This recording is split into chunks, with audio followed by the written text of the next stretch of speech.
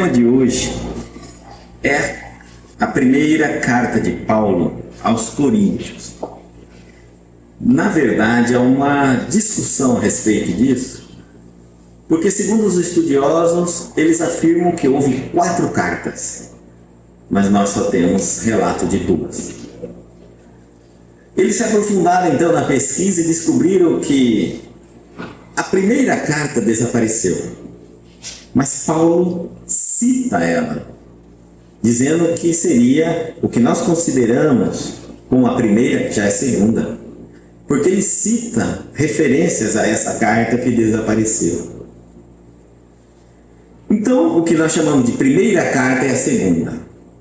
A terceira carta também ninguém a conhece, mas os estudiosos afirmam que essa terceira carta foi inserida na 4ª carta que nós chamamos de segunda carta. Tá certo? Que é a carta que começa no capítulo 10 e vai até o capítulo 13 da primeira carta aos Coríntios. Fala exatamente do comportamento da igreja, todo o trabalho da igreja. E aí, cabe-nos a refletir. A carta nos traz isso desde o primeiro capítulo da primeira carta até o último capítulo da segunda carta. Ele fala tudo sobre um cristão, como deve ser, o relacionamento com Deus, com a igreja, o significado. É muito profundo, é muitos dizeres. Na verdade, a nosso respeito, que chamamos de cristão. Ele não se refere àqueles que dizem ser de outra religião, mas a nós, estritamente a nós. Um deles, a gente já pode dizer, é ao horário. Muitas casas espíritas privam por 40 minutos de palestra. Dentro dos 40 minutos, ele ainda cita uma série de recados, de oração inicial, enfim, sobra-se 30 minutos e olhe lá para o palestrante. Acreditamos que o conhecimento a respeito dos ensinamentos de Jesus, 1 hora é muito pouco para se aprofundar em qualquer coisa que a gente tem. Às vezes, lendo um texto do Pão Nosso, Vinha de Luz, esses livros de Chico Xavier, nós vamos ver que quando lemos bem devagar, leva-se 10 minutos, e quando falamos sobre ele, leva-se mais de 1 hora. Eu sei que nós vivemos num mundo bastante corrido, em que o lugar do Cristo em nossa vida é muito pouco, é um tempo que muitos de nós vamos à escola religiosa para nos darmos bem na escola da vida, uma vez por semana. E às vezes não estudamos em casa, não fazemos nenhuma tarefa, levamos nenhuma tarefa para fazer em casa. Então nós somos aqueles cristãos superficiais. Quando lemos as cartas de Paulo e quando a gente vê a fé viva daquele povo de antes, aqueles que tiveram contato com Jesus e depois de séculos ainda mantinham sua fé, nós vamos ver que muitos de nós não suportaríamos nem 2 a 1% dos testes de fé que antigamente suportavam tranquilamente. Para nós termos uma noção, numa época em que a vida era algo muito necessário, eles estavam dispostos a morrer por Jesus. Hoje, mal e mal, estamos dispostos a deixar Faustão, nossa novela, vir mais de uma vez no final de semana, ficar sentado mais do que 30 minutos na cadeira para ouvir, né? Nós não estamos dispostos. Então nós também queremos um Cristo rápido, como tudo que acontece, como telefonia celular, a gente diz que o outro atende, já resolve todos os problemas. Eu quero um Jesus que eu chego, ele já adivinha o que eu quero, e antes que eu fale, ele já me entrega o milagre pronto. Nós estamos no momento de tecnologia, tudo é descartável, a religião também é algo descartável. Eu escolho uma religião como escolho um partido político, como escolho um time de futebol. E troco entre eles, como eu troco também de religião. Hoje eu sou católico, também sou evangélico, também sou protestante, depois sou espírita, depois sou PT, depois sou PTB, depois sou PDS, depois sou... Não é isso? Hoje eu sou Flamengo, amanhã eu sou Fluminense, para se jogar Flamengo, não sei o que eu sou corintiano. Então, é isso que vive dentro de nós. Sem o aprofundamento, sem o alicerce das raízes mais profundas. E quando a gente vê aqueles cristãos daquela época, eles tinham raízes.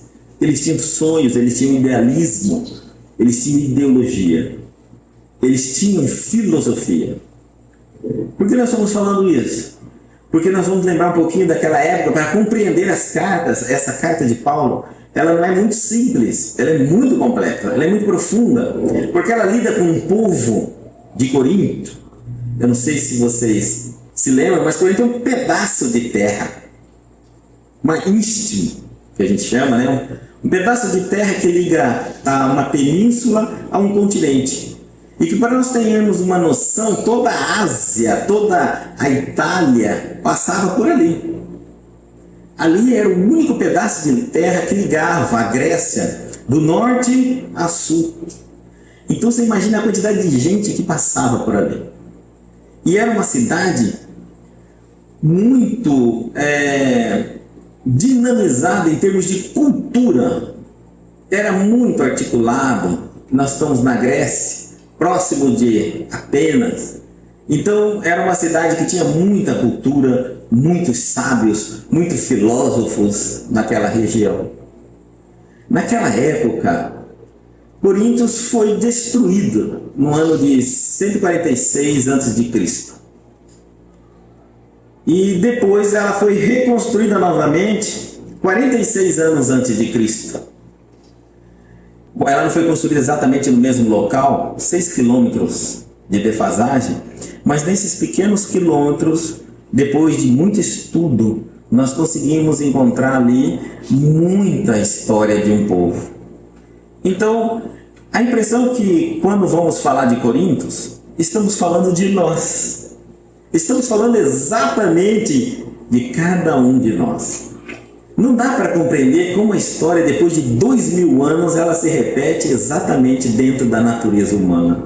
Quando aqui fora tudo mostra ser diferente, nós nos mostramos exatamente iguais. O tempo passa, as coisas mudam aqui fora. Investimos muito da nossa vida aqui na matéria, mas nos dedicamos muito pouco aqui dentro, no que nos transformamos em novos homens. Transformamos as cidades, as construções, os meios de locomoções, o meio de telecomunicação, mas não nos transformamos como um ser humano diferente. Numa proposta já toda conduzida pelas bases de Jesus, somos os mesmos de 2000 anos atrás.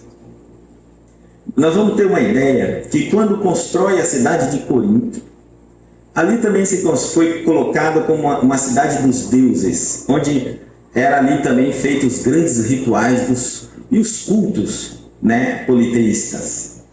E uma delas, para nós termos uma noção, uma colina 142 metros acima do nível de Corintos, ali está um templo de Afrodite. Olha só, muita gente usa medalhas de Afrodite, muita gente utiliza o nome de Afrodite como um simbolismo de amor, quando na verdade não tem nada a ver com amor. Um simbolismo de sexo, não é isso? Ali ocorriam as maiores orgias. Mil sacerdotisas eram escaladas anualmente para servir ao altar do sexo, as orgias que ali ocorriam. Existiam vários deuses, e todos esses deuses sentiam necessidade da reverência humana, de sacrifícios. Uns exigiam sacrifícios de animais, outros exigiam sacrifícios do próprio ser humano. E quando nós estamos falando de deuses aqui, alguns vão dizer, mas isso era antigamente, Guto. É mitologia. Hoje existem milhares de religiões mitológicas, ainda vivendo no século XXI, necessitando de ser ainda ofertada para diversos níveis. Não estamos aqui criticando, estamos comparando. Quando uma religião é cristã, e agora vem a pergunta, quando uma religião é cristã? Quando ela segue nosso Senhor Jesus Cristo. E quando ela não é cristã? Quando ela te ensina tudo, menos o Cristo. Não é tão simples assim? E por que aceitamos tudo como verdade? Algumas pessoas dizem assim, eu fui em tal lugar, mas Guto lá era bom, falava de amor, podia falar muito parecido com Cristo, mas falava do Cristo. Estudava o Cristo? Você estudava tantas coisas. Não, a gente estudava muito, estudava isso, estudava aquilo, até como vai a Marte, como vai a Júpiter, Saturno, mas estudava o Cristo? Não, então não era cristão. Que pode haver coincidências, e a gente pode muito observar, por exemplo, o budismo com o cristianismo. Existem coincidências, porque ali no budismo também fala grandes verdades que nos incentivam aí para o amor, para o perdão, para a tolerância, para a paciência, mas dizer que o budismo é cristianismo, você está equivocado. Quando também estudamos o taoísmo, vamos perceber que muito dele reflete a força interior de cada um de nós, a paciência, a tolerância, mas dizer que isso, taoísmo, é cristianismo, de forma alguma. Né? Então, por que nós ainda, sob o título do cristão, ainda ousamos a estudar filosofias, práticas, que não está com base no Cristo? Reinaldo diz assim: o maior desafio do cristão, na atualidade, é conseguir compreender ou explicar Jesus através do Cristo. Através do estudo do Evangelho, conseguir compreender o que Jesus havia nos dito. Porque nós, em nome da busca de compreender os ensinamentos de Jesus, usamos de tudo, menos os próprios ensinamentos de Jesus. Usamos de filosofia, de ciência, de metalterapia, cromoterapia, de física quântica, de não sei mais o que, mas não fazemos os usos das palavras de Jesus para explicá-lo. Compreenderam? Utilizamos toda a ciência que existe na Terra na tentativa de explicar o que Jesus havia nos ensinado. E sabemos que todas são falhas, todas modificam, todas se enganam e entramos depois em descréditos. Né? Ficamos completamente desacreditados porque às vezes caminhávamos em torno de uma filosofia científica e achávamos que conseguiríamos entender Deus através da ciência, mas a ciência nunca entenderá Deus. Nunca. Deus se revela através do Espírito. E nós somos Espírito. Somos o instrumento de Deus na Terra. Não é a ciência. Vamos fazer um exemplo aqui. Quando alguém diz assim, a ciência vai conseguir encontrar Deus, eu diria assim, imagine que você tenha um artista plástico, um grande pintor, que pintou 1 milhão de obras. Estude todas elas e você não vai compreender o pintor. Porque o pintor não é só as obras. Ele é uma consciência além das obras. Então, se eu fosse estudar todas as obras criadas por Deus, ainda assim não entenderia Deus. Deus é além de tudo isso. Como eu posso entender alguém se nós ainda buscamos entender Deus? A segunda pergunta que eu faço: como que eu posso entender um encarnado, o que ele pensa, se ele próprio não disser o que pensa? É possível? Não. Então não é possível compreender Deus sem que Ele próprio nos diga. Ok? Então nada pode nos dar tanta profundidade de entendimento, de absorção, de certeza, de fé, que é a nossa própria inspiração, intuição, ou os benfeitores também que nos chegam e nos revelam as revelações. Eu vou ler aqui a carta de Coríntios, porque era uma época de muito tumulto. Ali estavam reunidos naquela arena, naquele palco, naquele cenário, os grandes vultos da sabedoria filosófica, de toda a ciência que compunha a Grécia, de toda a arte que a Grécia também ostentava, diversos dialectos naquele momento. Então, os gregos já eram por si só autoridades soberbas a respeito de tudo. E estavam também em volta ali as grandes religiões predominantes, o farisaísmo, os saduceus, e também os grandes estudiosos, os escribas, os grandes espiritualistas, os essênios. Estavam todos reunidos naquele mesmo cenário onde Paulo vai na segunda vez visitar Corinto, e ali então ele resolve fundar uma igreja. Imagine aonde ele fundou uma igreja.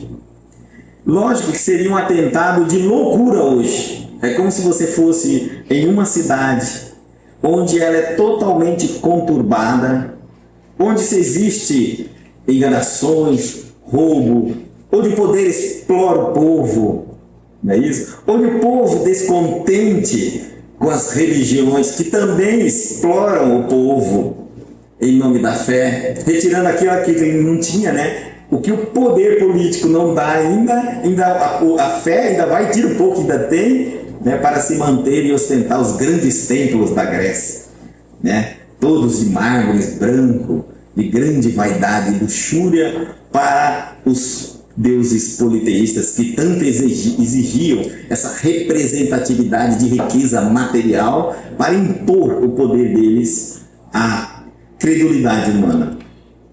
Nós estamos falando dos deuses politeístas porque Jesus nem sequer uma pedra, ele dizia assim, o Filho do Homem não tem nenhuma pedra aonde reclinar a cabeça.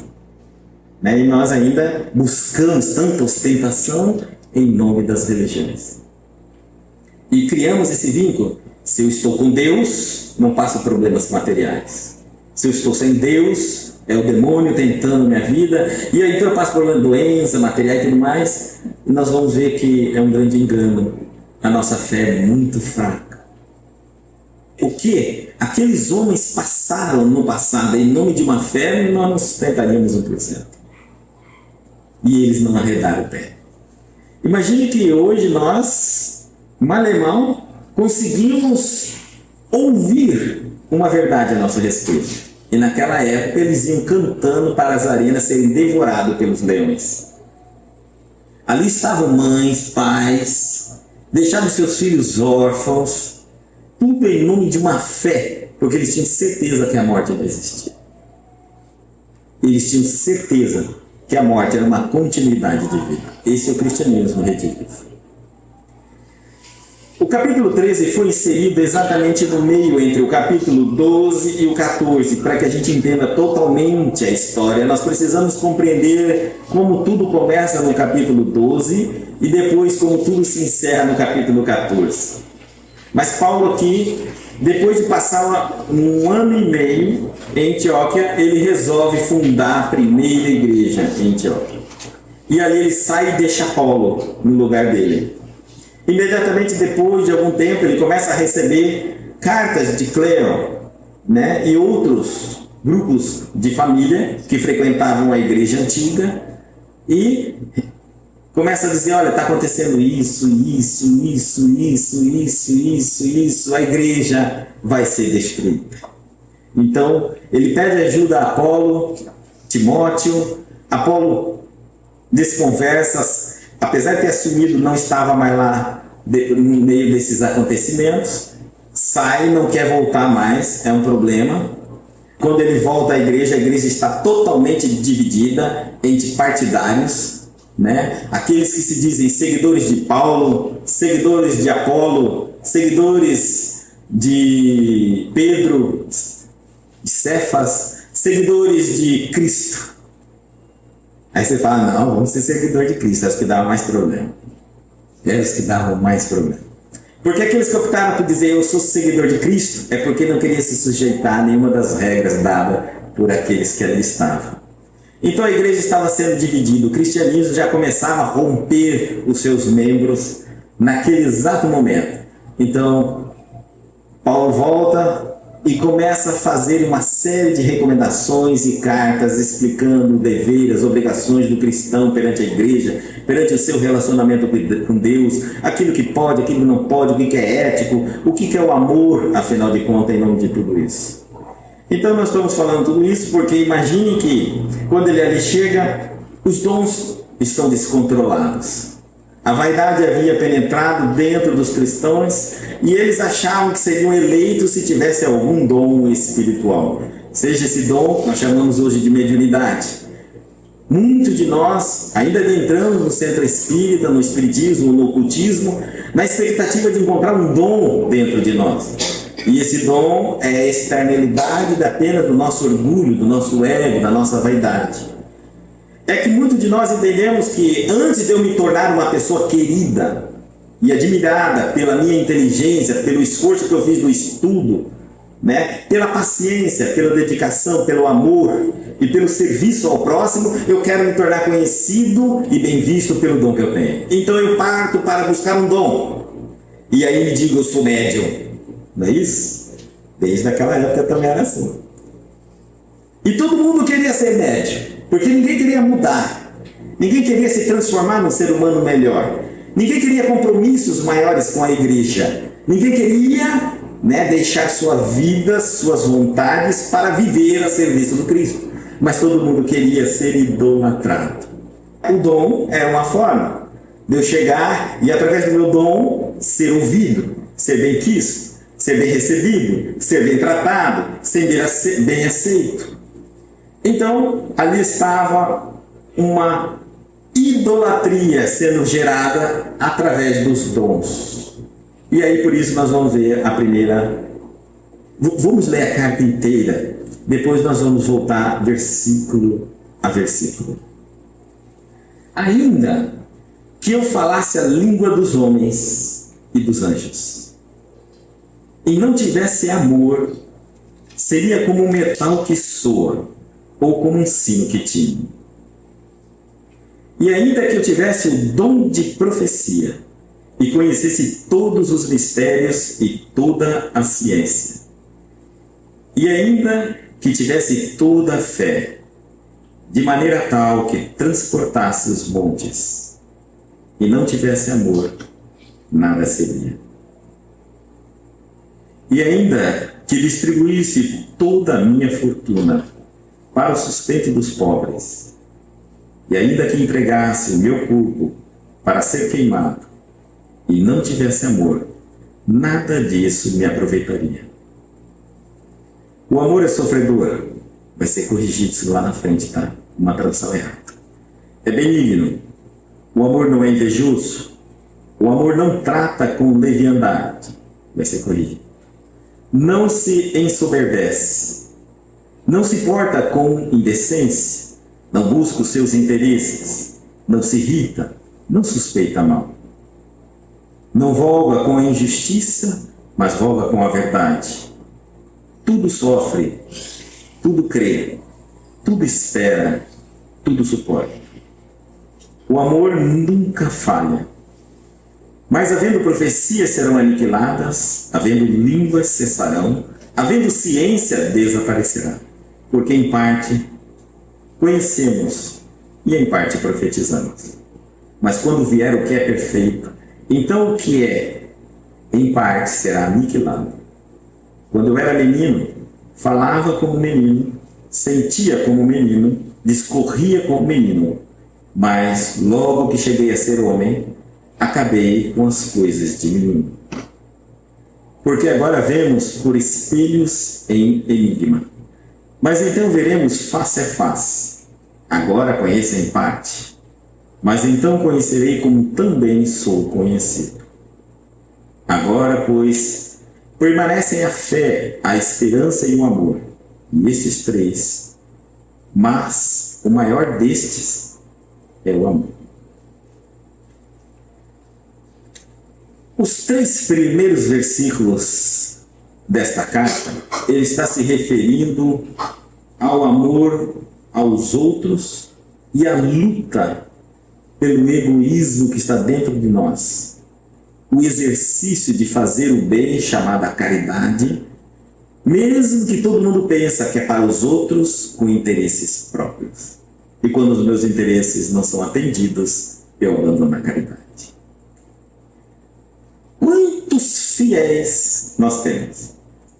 Aqueles que se dizem fiéis e cristãos, e que no fundo estão ali apenas por qualquer interesse, menos o cristão. Menos de servir ao próximo, menos de se dedicar. Mesmo que esses três versículos nos chamam para o auxílio do próximo, o abandono do egoísmo, mas também podemos colocar-nos na primeira pessoa também aqui, porque é um trabalho de reforma íntima, é uma visão de reforma íntima. Então, ainda que eu falasse a língua dos homens e dos anjos, na época, a língua dos homens eram os dialetos, eram todas as línguas que existiam. Nós estávamos numa região onde existia diversos dialetos, diversas línguas. Tá? Cada aldeia tinha o seu dialeto. Para se pregar numa comunidade daquela, naquele momento, local, daquele território de passagem, onde vinham pessoas que queriam cruzar a Grécia de norte a sul e só tinham por terra Coríntio. Nós estamos falando ali de muita passagem de pessoas, de todas as culturas, de todos os lugares, com diversos objetivos, mercantilistas, religiosos. Como é que os apóstolos conseguiriam pregar numa multidão se eles não falassem a língua dos homens? Então, um dos dons da mediunidade, xenoglosia, ela faz com que o médium consiga falar em outros dialetos. Daí nós vemos Divaldo Franco, no último Congresso Espírita Brasileiro, fazer uma mensagem em hebraico, de trás para frente e de cabeça para baixo. Ele que não conhece uma letra de hebraico. Então, para ler uma mensagem daquela, teria que colocá-la de cabeça para cima e lê-la através do espelho, porque ele fez ela refletir em verso. Isso, humanamente, é quase impossível. Tenta fazer isso no seu idioma, em português. E ali, não estou pedindo fazer em aramaico, tá? Estou pedindo fazer em português. Escreve espelhado para entender o que eu estou falando. E agora, tenta depois espelhado de cabeça para baixo. Então é quase impossível. E ele deu a mensagem de um espírito daquela época de Jesus, fez desta forma para chamar a atenção de que existe a vida após a morte, né? Naturalmente, ele podia ter passado no idioma em português mesmo, dá uma mensagem, qual é o problema? Nenhum problema. Então a língua dos homens era necessária. E às vezes essa língua que o médium fala é uma língua que ele já viveu em outras reencarnações, faz parte do patrimônio cultural no espírito dele. Então está essas matrizes gravadas no perispírito dele. Por isso um espírito pode chegar aqui de repente e falar em japonês, se eu tiver tido alguma existência minha no Japão. Hoje eu não posso falar em japonês, mas um espírito pode acessar essas matrizes minhas e falar. Então é muito normal, não é tão difícil, nós podemos encontrar muitos médiuns que tiveram algum conteúdo grego, aramaico, é muito tranquilo isso. Para acessar essa vida muito antiga é necessário também um trabalho feito de preparação do médium. Mas é possível, porque muitos estão pensando assim: como um espírito de um japonês, de um inglês, de um alemão pode falar através de um médium que só fala em português? O médium falaria alemão, inglês? Ora, essa ideia de pátria terrena não existe no mundo espiritual, somos todos filhos de Deus. Então como é que eu, depois que morro, desencarno, passo para o mundo espiritual, sou brasileiro, e Deus é brasileiro, vai entender o que eu estou falando? Como que é? E ao lado também desencarnou um japonês. Eu e ele entramos em contato um com o outro perfeitamente, porque a linguagem no mundo espiritual não tem a barreira de nacionalidade nossa. Ali só existe uma linguagem universal. Qual é a linguagem universal? Pensamento. Pelo pensamento, todos nós conversamos e falamos uma única língua, independente se somos da mesma nação num único planeta ou comunicamos com seres de outros planetas em outros linguajares que nem imaginamos. Então podemos comunicar com um universo inteligente através de uma rede de pensamento. Deus nunca faz coisas simples, né? Você vai falar, Deus já é bem mais complexo, muito mais complexo. Então um espírito de um japonês pode chegar aqui e dar uma mensagem e eu passar a mensagem para você em português. Ué, você fala japonês? Não, é porque ele captei o pensamento dele. Ele não falou com a boca e eu ouvi com o ouvido. Tá certo? Eu não ouvi a voz dele. Eu senti o pensamento e vesti a intenção dele com a minha língua. Mas naquela época isso começou a virar uma loucura. E depois então começou alguns falarem uma língua, isso ninguém prova, só dizem, que é a língua dos anjos. É uma língua que dizem que é dos anjos, porque ninguém provou, porque ninguém até hoje teve acesso ao dicionário dos anjos, para saber se o que a pessoa estava falando era realmente dos anjos ou do demônio. Porque afinal de contas, se eu ficar falando um monte de coisa que vocês não entendem, tanto faz ser do demônio ou do anjo, vocês não entendem. E por que vocês acham que é do anjo e não do demônio? Gozado? Quando uma entidade, um espírito aparece e diz amai-vos uns aos outros, é o demônio. Mas quando fala um monte de coisa que a gente não entende, é anjo. E se de repente ali tivesse uma fórmula negra sendo dita num idioma que nós não conhecemos? Quem poderia dizer que era do anjo ou do demônio? Como é muito simples o nosso raciocínio, não? Se hoje viesse o demônio e dissesse amai-vos uns aos outros, nós não amaríamos uns aos outros? Lógico que amaria. Mas é o demônio que falou, mas Jesus também. Você vai seguir quem? O demônio e Jesus. O que importa é a lei ou quem fala? A lei. Os ensinamentos. Pouco importa de onde vem. Se bate com os ensinamentos de Jesus, amém. Certo? Se contradiz os ensinamentos de Jesus, não. Portanto, se aparecesse também um espírito aqui dizendo que é Jesus, dizendo guerra, vocês iriam na guerra? Matai-vos uns aos outros. Mas foi Jesus. Duvide então da entidade que se chama Jesus.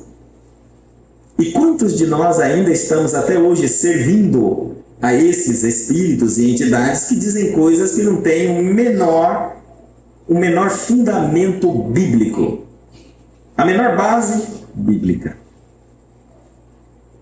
Apenas por autoria de pessoas ou de conhecimentos de tradução que passa de mãe a filho, filho, mas não existem nem livros existem para se ler. Para que você ali realmente, pelo menos, diga assim: isso foi dito desde o primórdio, do início desta doutrina, desta religião. Porque é de boca em boca a coisa que de repente você está aprendendo já com aquele que já também não entendeu mais ou menos, que não entendeu mais ou menos, que você já nem sabe onde ele está. E quando perguntou onde você leu isso, não, eu não li, quem me ensinou foi fulano. Eu fui ensinando. Quem me ensinou foi... E nós ainda trocamos o cristianismo, o livro, a Bíblia, por esses ditos populares. E naquela época, isso começou a haver problemas. Quais foram os problemas? A prática de falar em línguas não servia nem para edificar os irmãos. Porque tudo que a gente faz como cristão tem que ter um objetivo: educar, melhorar, transformar, evoluir, progredir, crescer, desenvolver. Ser hoje melhor que ontem, ser amanhã melhor que hoje. Esse é o objetivo da religião.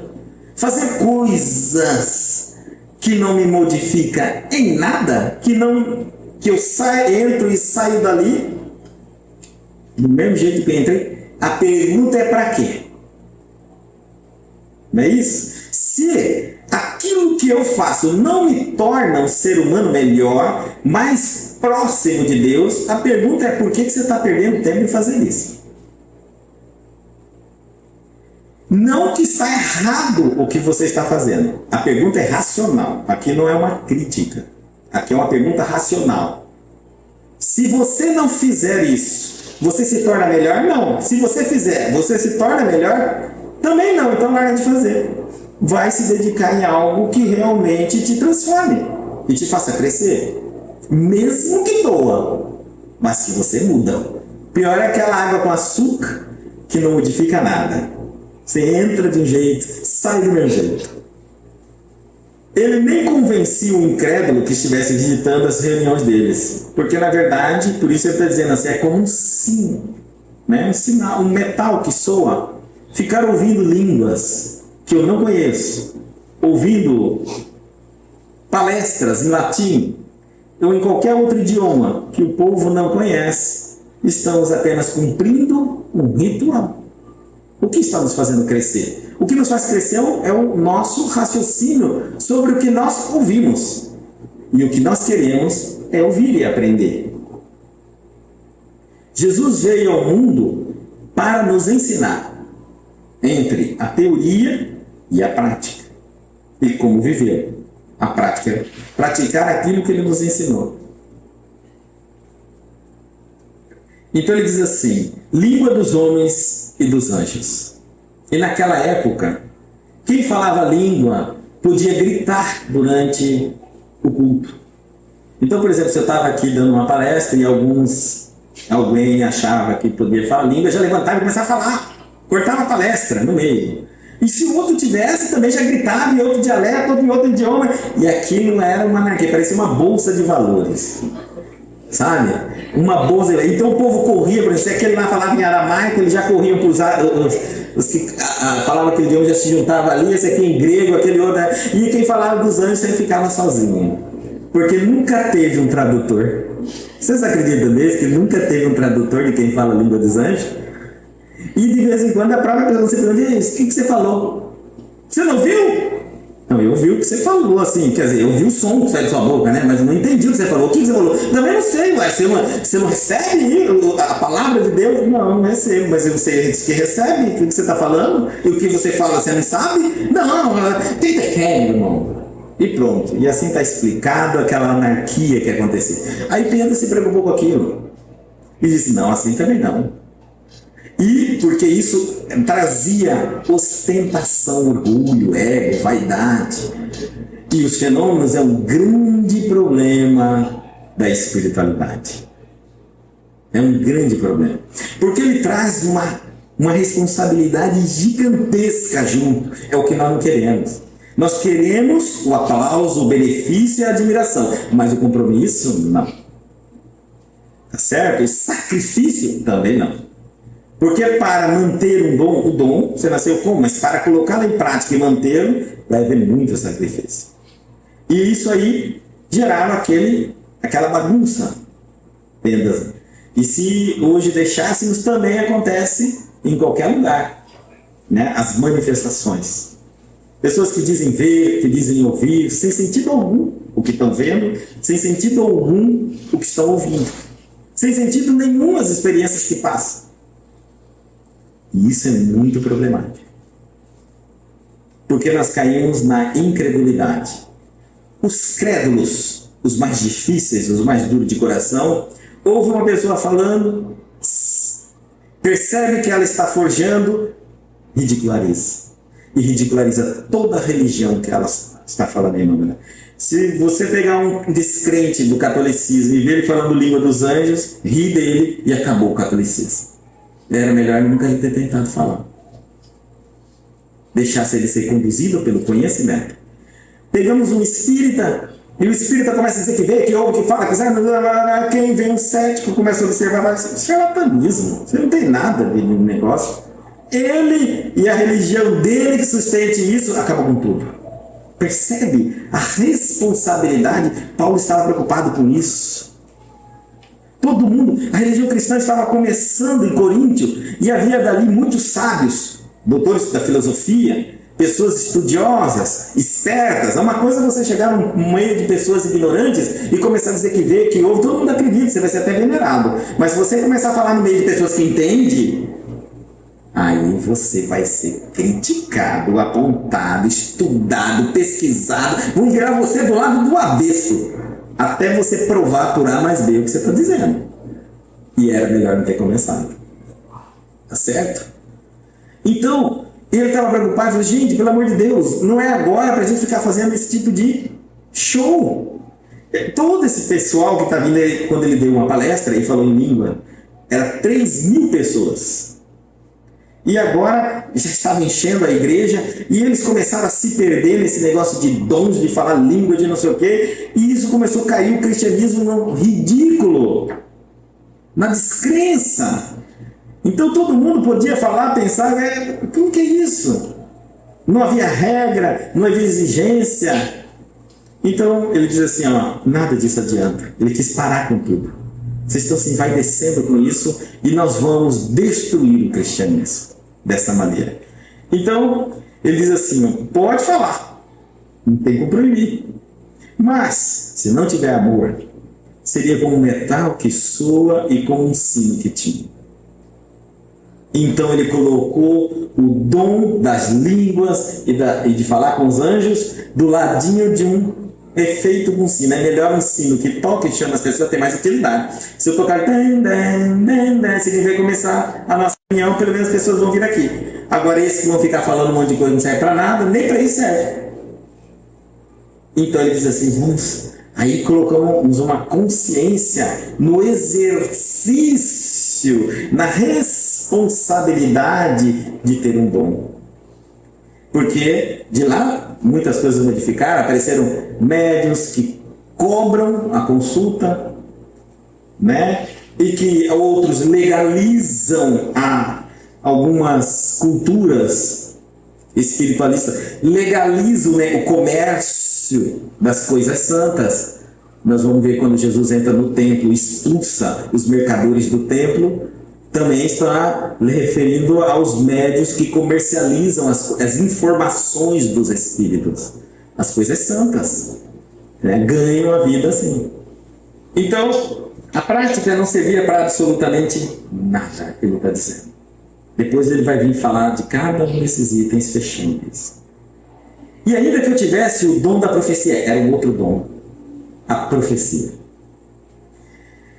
E ele dizia assim, puxa, o grande problema da profecia em si não é nada, mas olha só, o conhecimento daquele povo conduzia eles a um orgulho.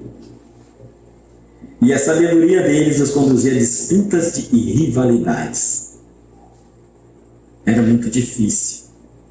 Vocês imaginam começar o cristianismo, aqueles homens que tinham alguns parâmetros já na cabeça dele. Primeiro, um rei, a vida dele foi construída sobre um sistema de monarquia, um sistema de reinado.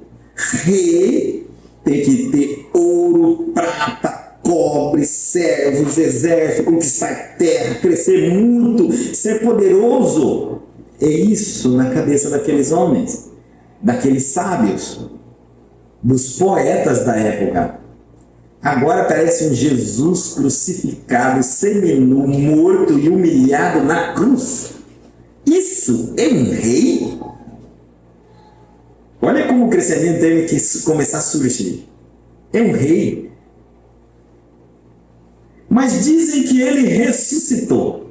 E entre 500 pessoas que os viram, alguns dos apóstolos. Bom, é conto, né? Conto por conto. Olha como estava nascendo o cristianismo ali naquele momento. Então, ele está dizendo assim, ainda que eu tivesse o dom da profecia, porque ali começavam as disputas também nos dons. Tá certo? O tempo todo no dom. Então, o dom da profecia, todos nós somos profetas. Todos nós somos profetas. Todo cristão tem o dever de ser profeta. Quem viu um vídeo sobre mediunidade explicado por um professor que fez uma tese em mestrado sobre a glândula pineal? Ele explicava que todos nós somos médiuns. Porque mediunidade é a capacidade que nós temos de mediar, de sentir o mundo espiritual. Aonde sentir? No corpo, né? No nosso corpo. Bom, todos nós somos, sabe por quê? Porque sua célula já está sondando a cada instante, de Peck Chopra, agora a palavra de Peck Chopra, está sondando a cada instante toda a energia do teu espírito. Você agora já é um médium de si mesmo. Você não está sentindo o seu espírito? Você não sente emoções, sensações? Você não sente sentimentos? Você não sente o seu pensamento? Sua glândula, chamada cérebro, né? Que ora é glândula, ora é órgão, ele também nos está revelando o pensamento de um ser abstrato, de uma energia pensante que sobrevive após a morte. Então você é médium, quer queira ou não, você já está mediando o mundo espiritual, que é você mesmo, teu próprio espírito, está incorporado. Agora a palavra entra, você está incorporado no teu próprio corpo. Você está tão incorporado que cada célula do teu corpo tem uma ligação energética com o teu perispírito. Por isso que nenhum outro espírito entra no teu corpo. Porque ele não tem como fazer essa... E isso começou, sabe quando? Com a primeira célula sua, quando você era feto dentro da barriga da tua mãe. A primeira célula sua já tinha a sua própria energia. Aí a mitose celular foi se multiplicando, e cada uma daquelas células traz uma porção da sua energia. Isso nenhum espírito vai conseguir fazer. Por isso, não existe de incorporação na palavra que a gente fala. Ah, fulano está incorporado. Não, pelo amor de Deus. É contato mental, não dentro do corpo. Mas esse contato mental domina os centros de força do nosso corpo, dá o movimento, dá toda a intenção, a compreensão, dá tudo que caracteriza o espírito. E isso prova que o nosso corpo é separado do espírito. Isso também prova que quando você diz assim, eu não acredito na vida após a morte, então eu diria assim para você, você está perdendo tempo, então ser uma pessoa boa. Porque você está deixando de aproveitar a vida. Se você não acredita na vida após a morte, por que não se torna a melhor pessoa desse mundo? Como a melhor pessoa? A pessoa mais poderosa desse mundo. Porque é o melhor, não é poder nesse mundo? É. Mas como assim? Olha, se você não acredita na vida após a morte, que vence o melhor. Porque você vai ter que fazer tudo nessa vida para se dar bem. Depois que morreu, apagou as luzes, acabou. Por que você ainda pensa em fazer bondade? Se você pensa em fazer bondade, teu inconsciente está te traindo.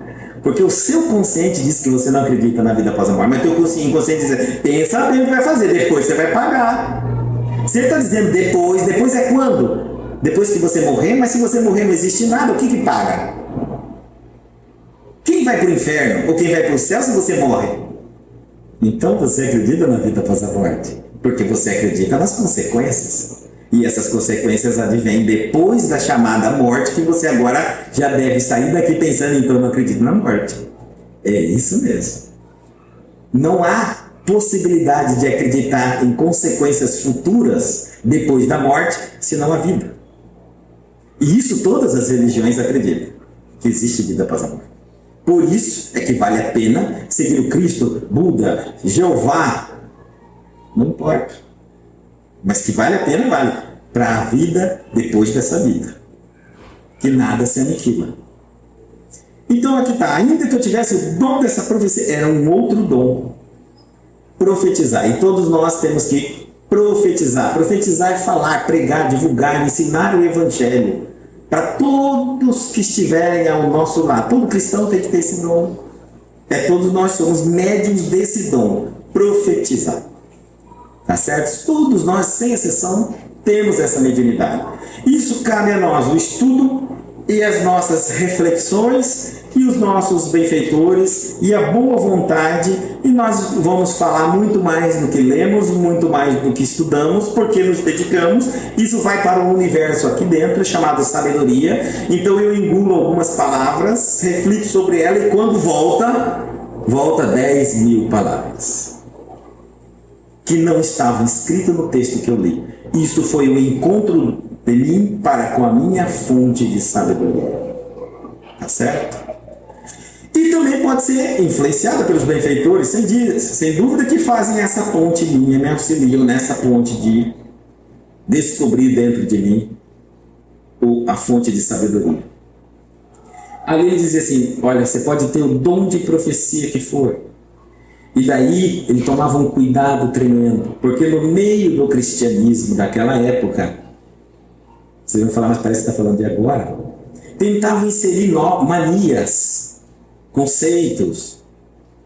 Por exemplo, Paulo, Pedro, tentavam manter o cristianismo puro, como ele era na essência. E para manter o cristianismo puro como ele era na essência, o único Senhor, o único Mestre tinha que ser o Cristo. Mas no meio desse tumulto, periodicamente, eles traziam Moisés. Naquela época era mais forte. E o povo que veio com Paulo, que veio com essa mania, sabe? Judaizense, que a gente chama, porque ele traz o judaísmo para o cristianismo. Então, queria melhorar o judaísmo em nome do cristianismo. E aí Paulo fala, não, mas isso não é o que Jesus nos ensinou. Isso foi o que Moisés ensinou. E não é o que Jesus. Então tinha que fazer de novo a reforma na igreja. Né? E hoje nós também trazemos o modismo dentro do espiritismo. Vira e mexe, alguém já incute com uma tese que ele leu, viu, assistiu em algum lugar e de repente, em nome do espiritismo, ele está usando aquele princípio. E já está ensinando, já está pregando. A pergunta é: aonde está escrito isso em Kardec? Porque tudo tem um início.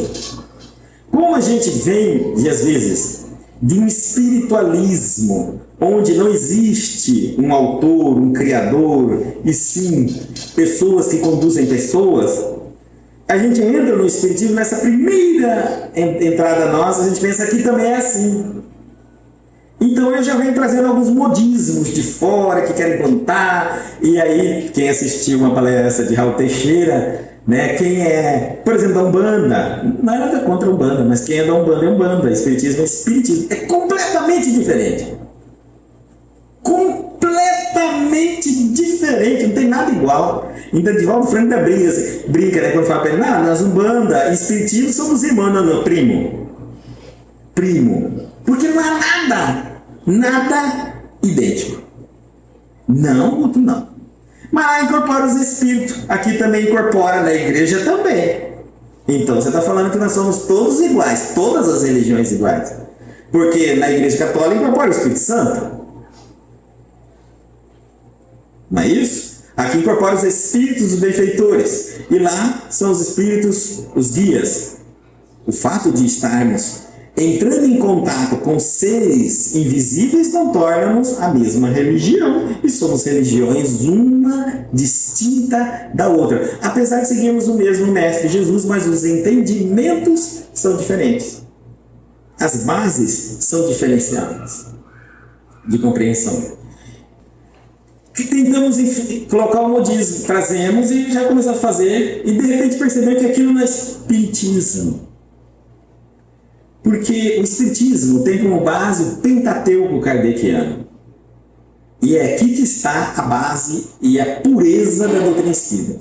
O que fizeram de movimento para tentar modificar os ensinamentos que vinham de Kardec? E quem trazia? A falange do Espírito Verdade. Tá certo? Bom, tentaram de tudo para modificar em nome do Espiritismo. E a briga é manter a doutrina pura, que não é muito fácil. Até evangelhos foram construídos. Quem não conhece a teoria dos 4 evangelhos de Rosten? Né? E alguns dizem: isso é espiritismo. Não, não é espiritismo. Você está enganado. Pedro Baldi não é espiritismo. Você também está enganado. Precisamos estudar o espiritismo. Senão nós mesmos estamos cometendo graves erros em nome do espiritismo. Nem tudo é espiritismo.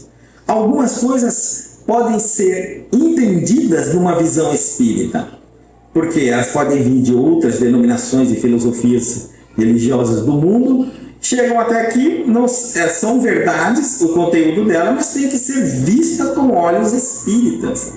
E nesse critério, na transformação, se algo contradizer Kardec, a gente abandona o texto. Tá certo? Esse texto não serve. Porque pode nos levar a ideia equivocada sobre isso ou sobre aquilo. Estamos nos levando numa determinada direção. Pensa que é fácil fazer uma vendesse? Não, não é. Se hoje o espiritismo não dá 3% da população do Brasil, já não é fácil. O trabalho incrível da Federação Espírita Brasileira de manter a pureza da doutrina não é nada fácil. Agora vocês imaginam manter o cristianismo primitivo. Gente, é quase impossível. É quase impossível. E no meio daquela chamada, vamos ver, onde Moisés e Jesus é a mesma coisa, onde o Antigo Testamento e o Novo tanto faz, e ficou assim por milênios de anos. Até nós mesmos seguimos o Antigo Testamento e nunca percebemos que o Antigo Testamento não é Jesus. O Novo Testamento é Jesus. E quem segue o Antigo é mosaico. E quem segue o Novo é cristão. E eu passei a vida inteira lendo, não é isso? O Antigo Testamento, e dizia que era cristão. Quantas coisas nós estamos fazendo dizendo que somos cristãos? Quantas coisas estamos fazendo? E estamos dizendo que somos cristãos. É um princípio muito simples. Em cada local que nós vamos, pergunta a base destes ensinamentos. E se disser Jesus Cristo, pergunte: o que você tem a me dizer sobre Jesus, o Cristo? Se a pessoa não souber dizer, não é cristã. Concorda comigo? Porque como é que eu digo que sou cristão e não conheço o mestre? Não conheço o mestre. Daí, ele dizia assim, e conhecesse todos os mistérios, porque naquele tempo já tinha o ocultismo, o politeísmo, tinha pessoas sábias que conheciam tudo a respeito da magia, das feitiçarias, né, dos rituais, de tudo que cada deus exigia um tipo de ritual, um tipo de seguidor, um tipo de roupa, de cerimônia, de oferendas. Eram muitos deuses.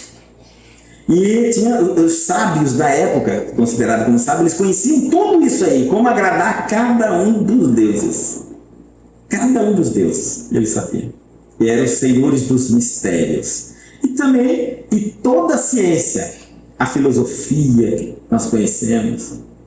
E ainda que tivesse toda a fé, de maneira que transportasse os montes e não tivesse amor, nada seria. Então, mais uma vez, a palavra amor aqui, de nada adianta eu vir me dedicar no ESD, me tornar monitor, me tornar instrutor, não é isso? Mas sem amor, de nada adianta. Eu sou um profissional da fé. Não é isso? Eu me torno uma pessoa que cumpre horário, que estou aqui, que bato meu ponto, que não falta uma vez, mas não me torno um ser humano melhor, porque eu não desenvolvo o amor. Calma, ele está falando do amor, mas ele ainda não falou o que é o amor. Depois ele vai falar o que é e o que não é amor. Mostrar para nós, porque nós confundimos muito as coisas sobre o amor. A palavra amor, durante muito século aí, foi dita pelos poetas como a coisa mais sofredora, mais dolorida que existe. Quando, na verdade, o amor é a coisa mais alegre, mais feliz que podemos alcançar. Ninguém sofre por amor. A gente sofre por apego àquilo que amamos. E apego, nem sempre estou dizendo que a gente se apega a pessoas, a gente se apega a coisas, objeto, cadeira, carro, casa, cama, móveis. Então, apego é um sentido apenas do seu egocentrismo, do seu egoísmo. É uma necessidade a ser satisfeita, uma insatisfação do teu ego. Só isso. Daí, ainda que eu tivesse toda a fé, de maneira tal que transportasse montes, havia naquela época também já as manifestações da mediunidade de efeitos físicos. E não tivesse amor, eu nada seria. Então o acontecimento conduzia eles a essas disputas.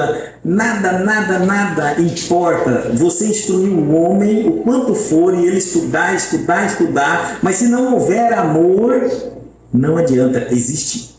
E hoje nós cristãos estamos vivendo por interesses próprios dentro da religião. O que me traz na religião não é a vontade de ser útil a alguém, de ver alguém sorrindo, de dar um pouco de alegria, paz, consolo, esperança a uma outra pessoa. Muitas das vezes eu vou para conseguir para mim, e mal é mal. Pouco ainda quando eu mesmo me proponho fazer isso, eu já me entrego nessa relação de serviço a Cristo, mas eu quero primeiro ainda para mim e depois para o outro. E por isso é que eu não consigo persistir nessa caminhada, porque em toda a reforma íntima que nós estamos fazendo, nós vamos ver que matar, destruir a personalidade de nós é o maior objetivo das religiões. Então, a partir do momento que eu vou a serviço do Cristo para o bem do próximo, esse sentido de utilidade me torna especial. A vida tem outro sentido. Mas se eu vou em qualquer religião para ganhar, me beneficiar, tirar algo de lá, geralmente um dia ou outro eu vou sair frustrado. Porque eu não vou conseguir levar aquilo que eu tive a esperança de buscar. Porque nem sempre eu tenho merecimento para receber. E ninguém pode contrariar a lei de Deus. Quantos trabalhadores do Cristo, da seara espírita, que abandonam a seara, o trabalho, porque entraram pensando que conseguiriam determinadas coisas, depois de algum tempo não conseguiram, largou. Larga. Não há como manter uma relação. E não há centro espírita que possa falar em nome do que não, fica aí mais tempo que seu salário chega. Não vai chegar. Porque não é essa a proposta da religião. Isso é importante para nós. Nós estamos destruindo, combatendo o egoísmo na religião. Portanto, você não é a pessoa principal dentro da religião. E quem é o principal? Teu semelhante. É por ele que você vem, é por ele que você auxilia, é por ele que você aprende, é por ele que você se esforça, é por ele que você se dedica. Porque é dando que você recebe. Não é isso que São Francisco falou? Então, até o estudo eu não consigo caminhar. Porque eu começo a estudar por mim, para mim, comigo, eu não consigo. Eu desisto. Não me interessa aquilo ali. Por que? A pergunta, seja racional em todos nós. Por que eu quero saber como que é feito esse tal de perispírito aqui? Eu quero tomar um passe, não tem passe aí? Não é isso que a gente faz? Por que eu quero saber sobre Jesus, o Cristo, o que ele nos ensinou? Vicente aqui, aí começou a falar o negócio do Evangelho, aí falou assim, Jesus, perdoai os pecados. Mas o que esse negócio tem a ver comigo? Porque eu vim aqui buscando um negócio aí. Olha nós, como nós fazemos. Então, por mais que eu tento, eu começo a estudar, mas eu não enxergo sentido naquele aprendizado da doutrina espírita na minha vida. Eu fecho o livro e saio dali igual para que eu vejo meu perispírito? Isso não aumenta meu salário, não consegue meu namorado, minha namorada, não melhora a minha situação com a minha família, não me torna uma pessoa mais rica, não me torna saudável, eu estou doendo e não sabe, não é relação de espiritismo, nada. Nós somos assim, a nossa relação de eleição, as religiões, é igual partido. Por que eu vou votar em fulano? Ele não vai dar emprego para mim, não vai dar emprego para minha família, não vai dar isso, larga esse partido. E por que eu vou votar no time e tal? Nós somos assim. Então, olha só, ele está dizendo assim, amor é imprescindível. Nenhuma comunidade, nem cristã vai sobreviver sem amor. Pode nós elegermos Jesus quanto for, carregar a estátua dele para cima e para baixo no dia de procissão, podemos fazer louvores que ensurdecem a quadra, tem igreja que canta tão alto que os vizinhos não aguentam morar perto, né? Nós podemos fazer aquilo que quiser, um banda, bater os tambores até madrugada dentro no rio, não vai adiantar, gente. Sem amor, nenhuma comunidade vai sobreviver. Mesmo tendo doutores, sábios ali dentro, médios, manifestações espirituais, tudo, nada, sem amor, nada disso vai. Nós estamos falando de amor, mas ainda não conceituamos o amor, tá? Com certeza não é o amor homem e mulher. E ainda que distribuísse toda a minha fortuna para o sustento dos pobres. Esse aqui está pegando lá de Mateus, no capítulo 10, versículos 17 e 22, que um jovem procura Jesus. E olha como é interessante. Enquanto você caminha, correu para ele um homem, o qual se ajoelhou-se diante dele e perguntou: bom mestre, que farei para herdar a vida eterna? E Jesus lhe diz, só isso aqui já dá uma palestra. Bom, por que me chamas de bom? Ninguém há senão um, que é Deus. O mestre sabe exatamente separar o que ele é daquilo que ele não é. Sabe, quando o ego nosso não está vitalizando a nossa personalidade, nós não aceitamos um elogio que a gente saiba que não é verdadeiro para nós. Porque com o nosso espírito sabe exatamente o que somos e o que não somos, o que merecemos e o que não merecemos. E quando somos honestos conosco, não deixamos passar um elogio que não nos pertence. Se alguém fizer um elogio, peraí, isso aqui não é meu, não. Não adianta. Não adianta, porque isso aí me estraga, porque incentiva o meu orgulho. Eu estou lutando muito contra isso. Não força. Me dá aquilo que me pertence. O que não me pertence não é meu. Então, essa colocação nossa, muito sincera com a nossa consciência. Aquilo que eu sou, eu sei, ninguém também precisa dizer. Portanto, o elogio não tem sentido. Aquilo que passa não me pertence, porque me provoca egocentrismo, orgulho, vaidade, e eu acabo me perdendo no meio daquela conversa. E até confusão na minha cabeça. Será que eu sou? Nem eu estou sabendo? Esse também é a história dos médiuns. Tá certo? Médio também é coisa de vaidade. A gente adora chegar no museu e falar, você é médium. Jesus, não faça isso. Não faça isso. Porque até a pessoa acredita. De tanto que fala para ela que ela começa a acreditar. Gente, quem é médium descobre, ninguém disse. Não existe um sinal visível para espírito nenhum te identificar como médium ou não. Isso é uma ilusão criada. Quem um dia chegou para você e disse, você é médium, você enganou, você está mentindo para você mesmo. Quais são as bases da sua afirmação? Me diz. Aí Divaldo Franco dizendo assim, Divaldo, eu sou médium? Ele fala, não sei, meu filho. Eu acho que eu sou, então é. Não, eu acho que eu não sou, então não é. Pronto, não vamos discutir. Eu não tenho bola de cristal, não há sinal, ninguém. Não existe essa história de olhar para as pessoas e dizer, fulano é médium, fulano é médium. Aonde nós vimos isto?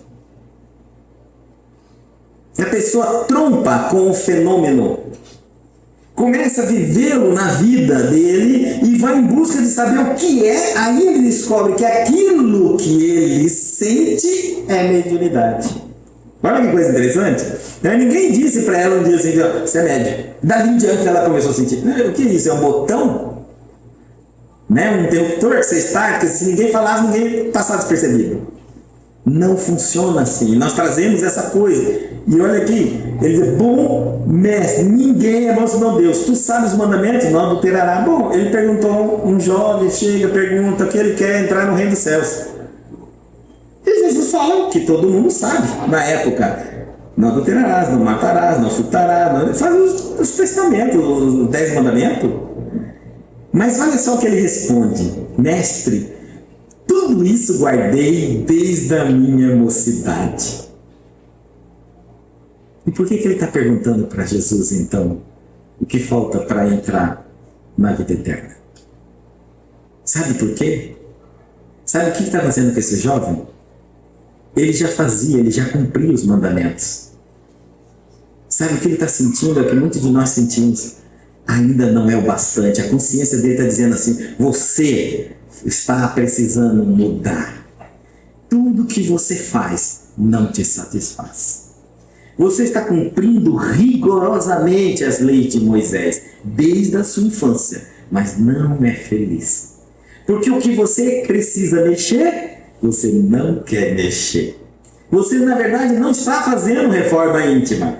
Você está só mexendo, você está fazendo igual carro velho. Você está só dando uma ajeitada para quem olha e diz, olha, tá bonito seu carro, hein? Entendeu só? Na verdade, você não está fazendo reforma íntima. Você está ajeitando o seu caráter, sua personalidade para parecer uma pessoa que está reformada na visão do Cristo. Mas não está. Por isso ele foi até Jesus desafiar Jesus, se Jesus identificava nele, se ele era um espírito bom. Porque quando a gente ainda faz isso, a gente cria até aquele orgulho. Eu sou bom, hein? Eu sou muito bom. Eu sou uma pessoa muito boa. Não é assim, não. Por quê? Porque a gente poliu a personalidade na hora. Então ele desafia Jesus. Ele podia, se ele tivesse certeza que ele realmente teve feito, estava com os compromissos quitados com a consciência dele, ele não teria procurado Jesus para perguntar isso. É que ele estava incomodado. Porque, apesar de ter cumprido todos os mandamentos, ele não tinha paz. Ele precisava descobrir, e agora, Senhor? Mas há algo dentro de mim que diz que não é só isso, falta alguma coisa. E aí o Cristo vai dizer assim para ele, agora ele perguntou direto a Jesus. Né? Porque ele veio pela vaidade e Jesus respondeu pela vaidade. Mas agora ele quer fazer uma pergunta mais séria. Eu fiz tudo isso, Senhor. Aí ele disse aqui agora. Falta-te, olhando para ele, amou. E disse, essa palavra é muito bonita. Jesus olhou e amou aquele jovem. Sentiu compaixão dele. Percebeu que havia honestidade, ele não tinha paz. Ele estava fazendo tudo o que mandava, mas ele não tinha paz, ele não era feliz. Então ele disse, falta-te uma coisa. Puxa, só falta uma, por isso que ele não tinha paz. Só faltava um pequeno defeito. O resto ele tinha feito tudo. E ele diz assim, vende tudo que tens, dá aos pobres, e terás um tesouro no céu. E vem, toma a tua cruz e segue-me. Ele pegou o jovem no ponto, materialismo. Você pode ter tornado uma pessoa paciente, tolerante, amável, compreensiva, médium, mas é materialista. E agora? Como fica aí? E olha, o materialismo aqui é genérico, gente, é muito complexo. Porque ele cabe desde o cuidado com o seu corpo extremo, do materialismo, até coisas fora de você, e aí nós entramos na área financeira, material, um monte de coisa, até materialismo apego a pessoas. Materialismo é apego a pessoas. Eu amo, digo que amo uma pessoa e me apego naquela pessoa. Eu não deixo ela ser feliz do jeito que ela quer, tem que ser do jeito que eu quero. Isso é materialismo. É domínio, posse de pessoas. Tá certo? Ela fala, não, fulano, você me ama, então eu vou ser feliz com fulano. Não, o que é isso? De jeito nenhum. Então você não me ama. Você gosta. Lembra a frase de Buda? Qual é a diferença de gostar de uma rosa do que amar uma rosa? Quem gosta da rosa arranca e leva para casa. Quem ama, cuida dela ali, no local onde ela está. Porque se preocupa primeiro com o bem-estar da rosa, né? E quem gosta, arranca para possuir. É o egoísmo. É meu, eu levo para casa, faço o que eu quiser. Nós somos assim, nós que amamos as pessoas, mas arrancamos elas do jeito delas, para colocar do nosso jeito, fazer do jeito que a gente quer, quando a gente quer. Isso não é amor. Isso é gostar. Então, aqui ele está falando exatamente disso.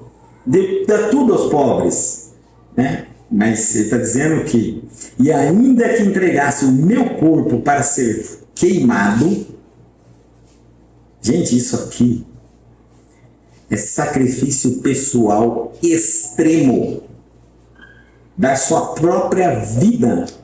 Sabe o que você chegar um dia e dizer, estou dando a minha vida pelo meu semelhante. E não tivesse amor, nada disso me aproveitaria. Então você pode ser queimado, que não há amor maior do que dar a vida pelo irmão. Você pode ser queimado sem a verdadeira intenção de amor. Isso que ele está falando. Olha o que ele está nos mostrando aqui, é que eu posso ler todo um comportamento aparente de bondade, de perfeição, de cumprimento das leis. Mas ele está dizendo que alguma coisa ainda, mesmo que tudo seja fielmente parecido com o amor, pode não ser amor. O motivo verdadeiro de tudo isso pode não ser amor. E aí ele já está dizendo aos que já se poliram bastante e já se tornaram especialistas, mesmo que você pareça, mesmo que seja quase autêntico, mas se não for verdadeiro, o que vai dizer se você é um cristão verdadeiro é o amor. E aí sim é indiscutível. Sem isso, nada, tudo que você fez não tem sentido.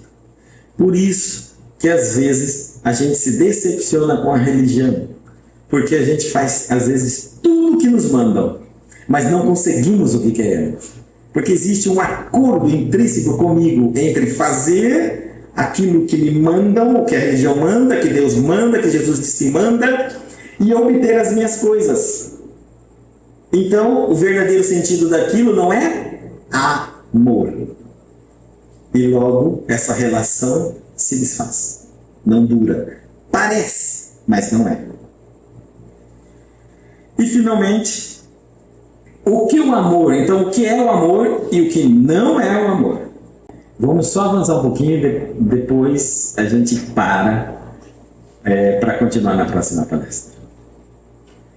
O amor é paciente, é benigno. Veja que nós já alteramos, já corrigimos a tradução que colocamos na anterior.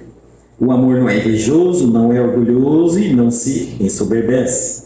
Não se porta com indecência, não abusa, não busca os seus interesses, não se irrita, não suspeita mal, não folga com a injustiça, mas folga com a verdade. Tudo sofre, o sofre ainda vai ser alterado, tudo crê, tudo espera, tudo suporta. O amor nunca falha.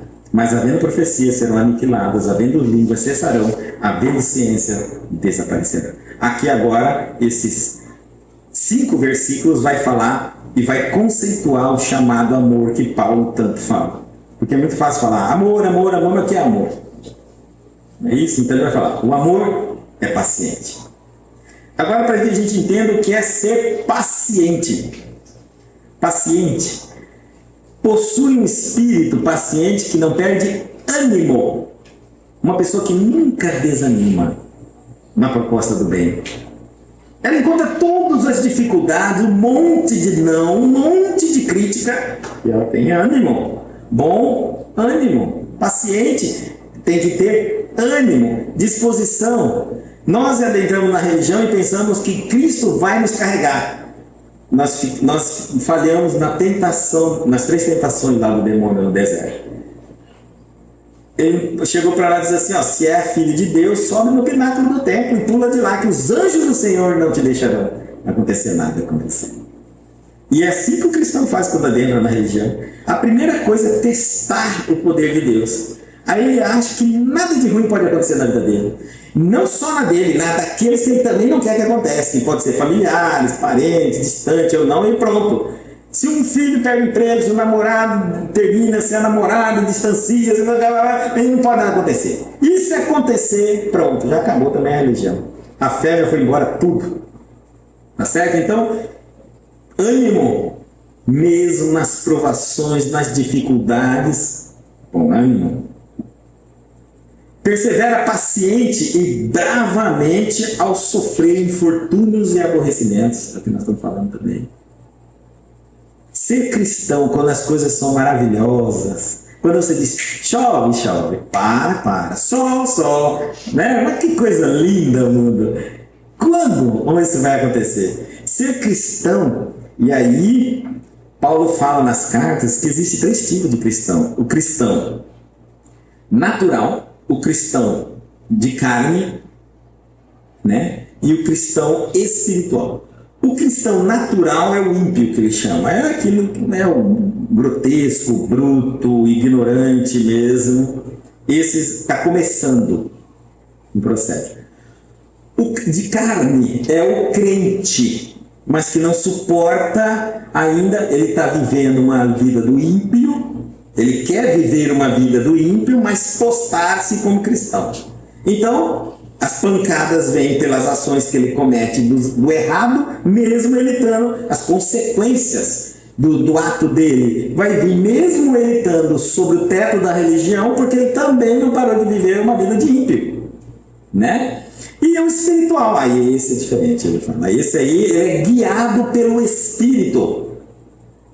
Aí, sim, é quando o cristão, a sua personalidade, deixa o teu espírito te guiar, te dominar, te levar, te conduzir. E aí você vai começar a cumprir, a dar mais vazão, a se importar com as vontades do espírito e não do teu corpo, e não das suas necessidades físicas. E sim na evolução. O seu objetivo é morrer e ir para um lugar muito melhor de onde você veio para cá. Você não quer voltar para o mesmo lugar ou até um lugar pior do que de onde você veio. Porque se de onde você veio fosse melhor que a Terra, por que você está na Terra? Alguém te obrigou? Sabe por que nós estamos na Terra? Porque a Terra ainda é um paraíso comparado ao lugar onde a gente vive na espiritualidade. Aqui você esquece de todos os seus erros. Observa? Você esquece da sua inferioridade. Você se olha no espelho e diz, eu tenho tantos anos, nunca fiz mal, nunca batei, nunca roubei. E às vezes é um Gengis Khan da história aí, reencarnado. Então aqui é um paraíso, aqui onde a gente esquece de tudo. E parecemos começar tudo de novo. Olha só. E aí voltar, porque ninguém é obrigado a reencarnar. E aí se eu vou voltar para onde eu estava, o pior de onde eu estava, meu Deus do céu. É paciente em suportar as ofensas e injúrias dos outros. É paciente. Então as pessoas vão te falar calúnias, injúrias. Isso faz parte da nossa vida, das pessoas, das relações que existem. Eu sempre falo às pessoas, você quando começar a se magoar muito, se melindrar muito, se machucar muito, é porque você está muito sensível. Porque é impossível mudar o mundo. Mas é possível criar uns calos no meio disso tudo. Vamos criar um calo. Como que a gente quer? O atleta, ele tem que exercitar bastante para que ele dê uma flexibilidade. no músculo. Ele precisa superar os limites da onde ele diz até aqui, daqui eu não aguento. E ele está constantemente se superando. Nós cristãos também temos que exercitar a nossa paciência. Quando a gente começou a ficar muito melindrado, muito cheio de problema, fulano, Beltrano, fulano falou assim, Beltrano pisou assim, é porque eu estou muito sensível, está na hora de eu dar uma esticada nisso aí, dar um escalo, que a hora que a pessoa pisa, você nem sente que pisou, fala, desculpa, pisei, nem vi, nem senti. Porque já está calejado. E faça isso com toda a vontade. Nós chamamos de terapia de choque, não é terapia de eletrochoque. Calma lá, terapia de choque. Terapia de choque é quando eu exponho-me numa situação que eu estou muito melindroso, muito sensível. Aí eu levo muitas cacetadas, muito empurrão, muita puxada, que a hora que eu saio dali alguém fala aquilo que antes me ofendia, eu nem percebo que é para mim. Isso é terapia. Existe terapia de grupos assim, pegam as pessoas, levam para locais afastados, um grupo de pessoas, e os psicólogos aplicam essa terapia. Às vezes você fala assim, eu não suporto que alguém grite comigo. Você vai passar uma semana uma pessoa gritando e fazendo desaforo para você. No início você parece que vai explodir, depois você acostuma, depois tranquilo. Quando você sai de lá, alguém grita com você, você não ficou nervoso. Eu nem percebi que você gritou comigo. Já ficou mais flexível. Mas nós temos que ser ousados, gente. A hora que você perceber que eu estou muito sensível, né, o tempo todo, é porque está na hora de eu exercitar e criar uma resistência. Eu dou uma esticada, passo daquilo ali. E aí, quando eu volto ao normal, eu não volto na mesma posição. Eu já volto muito mais resistente. É moderado e tardio em irar-se, leva tempo. O paciente leva tempo para ele perder a cabeça, mas perde, mas vai levar tempo. É 1, é 2, é 3, é 4, é 5, é 6, é 7, é 8, é 9, mas ele leva tempo. Já o explosivo, aquele que se ira rapidamente. Existe raiva e ira. Aqui nós estamos falando, vamos colocar da raiva, tá? Porque a ira é quando você perde a noção, a sua inteligência, você consegue machucar-se. Uma pessoa irada, ela dá um soco na parede e quebra a mão. É quando você bate em objetos inanimados. Isso é ira. Quando você perde a lógica, a razão, você não raciocina. Porque bravo, ainda mesmo que você esteja bravo, você ainda sabe que se você bater numa parede com a cabeça, não vai explodir sua cabeça, né? Então, você está sob controle. Mas ele está falando da raiva, né? Então isso leva um tempo, é tardio, chega, às vezes o problema já até acabou. E na hora não tem raiva. Isso é um paciente. É longânimo, e aqui eu coloquei já que tem grandeza de ânimo. Grandeza, disposição mesmo. Paciência, né? Tardio para irar-se, tardio para punir. E é aquelas pessoas que falam, já foi é a 20ª vez que você está fazendo isso. Isso é paciente. E só faz bem a quem é. Porque basta explodir uma vez, mesmo que ele tenha suportado 20, ele vai sentir um impacto do desequilíbrio. Quem perde o controle sabe que depois, quando volta, não volta ao normal, a dose de adrenalina no corpo, tremor, às vezes calafrio, às vezes aquela palidez que fica na pessoa, porque o sangue vai tudo para os músculos na reação da endorfina. Então tome cuidado. A ira, quem tem esse constante subir, toda vez que eu dou uma ira, eu não volto ao zero. Eu volto, por exemplo, eu fui a 100, voltei e fiquei em 10. Aí de novo, eu só preciso de 90%. Eu vou e volto, fico em 80%. Só preciso agora, fico 20%, perdão. Falta só 80% agora. Vou, volto, fico 30%. Cada vez que eu estou voltando e ficando menos tolerante. Isso tem que alguém observar e dizer, fulano, você explodiu, já tem um mês atrás, você vem explodindo com certeza. A pessoa tem hora que ela fica chamada pavio curto, né? Qualquer coisinha ela perde o equilíbrio. Aí alguém, com amor, chegar e falar, fulano, você não está bem. Isso já é uma atitude de comportamento doentio. Tem que ir em busca de um psicólogo. Ou você consegue fazer a gente tem um exercício que a gente indica para as pessoas. Ó, fique aí 3 meses sem explodir. Passe o que passar, não exploda.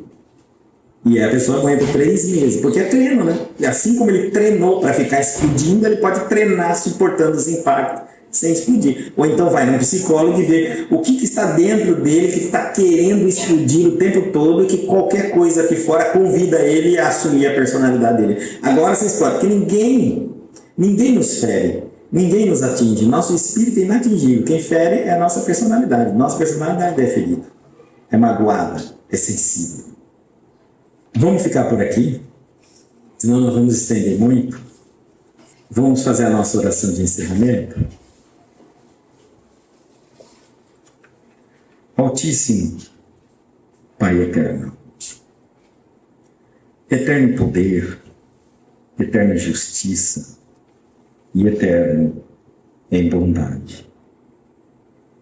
Memorável Mestre, amigo e irmão de todos os instantes de nossas vidas, Jesus. Apesar dos milênios de anos terem passado, a carta de Paulo é atualizadíssima para os nossos tempos. O ser humano, audacioso para descobrir o mundo aqui fora, esqueceu-se de si mesmo.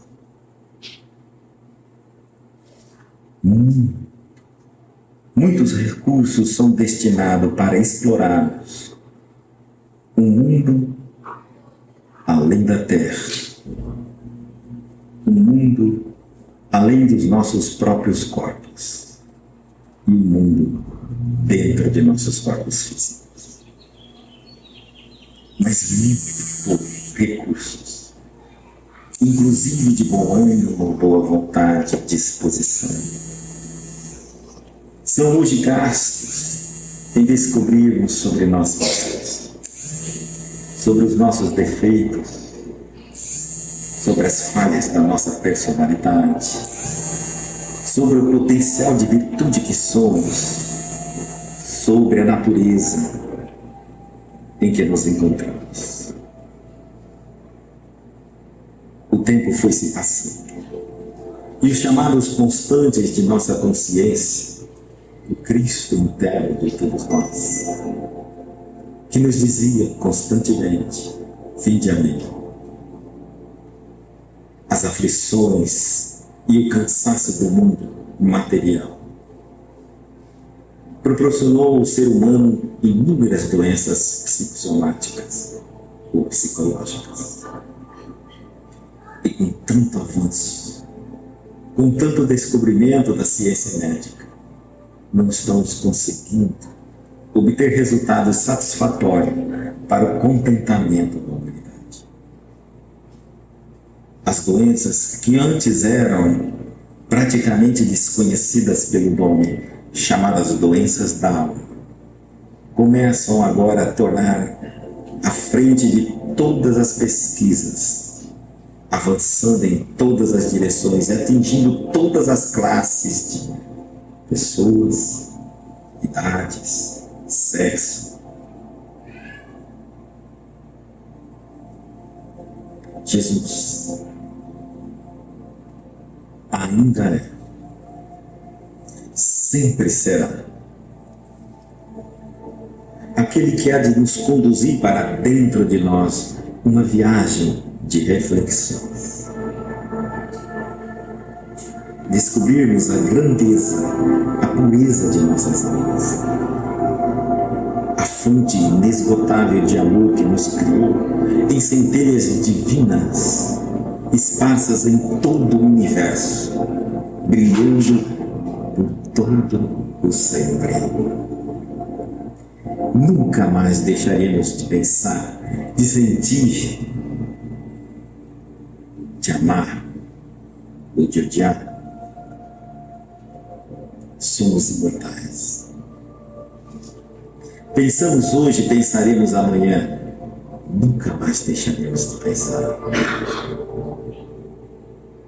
E se assim é, por que daremos tantas voltas no conhecimento se podemos nos aprofundar através de um caminho seguro, que é o nosso Mestre, Jesus. Todos os seus ensinamentos resumem-se na palavra do amor e que nos conduz numa viagem infinita para dentro de nós. Por isso foi nos dada a imortalidade, para que pudéssemos explorar para todo sempre a beleza do que somos e a beleza daquele que nos criou. Com tantas dificuldades e com tantos convites do mundo externo, é natural que somos tentados a descobrir um caminho mais rápido, mais curto, para obtermos os nossos desejos egocêntricos, para satisfazermos rapidamente, como um passe de mágica, a nossa personalidade. Mas também há milênios de anos e nós ainda não aprendemos que a ilusão desaparece, assim como a mágica que a criou. Caminhamos fortes, seguros. Nosso Mestre é real, esteve conosco, nos ensinou, deixou-nos escritos através da intuição dos apóstolos. Seus conhecimentos são verdadeiros. Aqueles que ousaram seguir outras direções tiveram que retornar. Se já aqui chegamos, porque andamos por muitos lugares. O Cristo é o nosso único condutor, Mestre, Senhor. E sua glória sempre será para esse sistema solar, para o nosso planeta Terra. Portanto, Mestre, perdoa a nossa falta de fé, a frieza com que ainda nos relacionamos com as grandes verdades da vida, mesmo proferido pelo calor da sua poesia há 2000 anos. As dúvidas pairam em nossa mente. Periodicamente, a nossa fé e o nosso conhecimento é atacado pelos pensamentos da nossa personalidade. Outras vezes, entidades espirituais aproveitam da nossa fragilidade, da fraqueza de nossa fé, da falta de certeza de tê-lo como nosso mestre e nosso guia, da ignorância que cultivamos dentro de nós, porque o amor que tanto nos ensinou, não é apenas um sentimento para ser sentido, mas é toda uma proposta de ação para ser praticada. O amor é atitude, não é um autoconvencimento. Não é um despertar apenas, é o revelar. É o modificar, é o transformar. O universo precisa de movimentos e de expressões. Assim, abençoa-nos, para que tenhamos a certeza absoluta, a força de vontade, os argumentos necessários para combater a nossa razão, o nosso intelecto, que tanto insiste para que nós fiquemos parados e nos encontremos exatamente hoje como estamos amanhã. Senhor, dê-nos o discernimento, dê-nos o contato com o nosso espírito, revela-nos o Mestre adormecido dentro de nós, santifica a nossa fé. Obrigado por todos os acontecimentos do passado. São graças a eles que somos o que somos hoje. Obrigado por todo o acontecimento, por todo o agora, por todo o momento que estamos vivenciando neste instante. pois ele será um marco entre o futuro e o passado. Será a partir de agora e do que eu determinar para mim mesmo, para os meus pensamentos, para os meus sentimentos, é que me tornarei diferente a partir deste instante.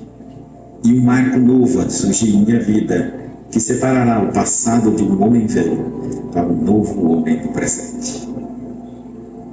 Todas as decisões tomadas de total liberdade e completa responsabilidade sobre as consequências me tornarão um ser humano, um espírito forte, maduro, convencido de que tua lei é única, de que tua doutrina é inexorável.